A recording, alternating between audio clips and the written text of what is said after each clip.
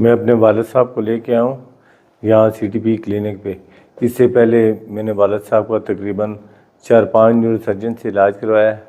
कोई तो neuro surgeon जो है वो ऑपरेशन का कह रहे थे, लेकिन यहाँ CTP क्लिनिक पे आए तो माशाल्लाह मेरे वालिद 2 दिन में जो है ना 6 सेशन के बाद तकरीबन 60% तक इन्हें बेहतरी आई है।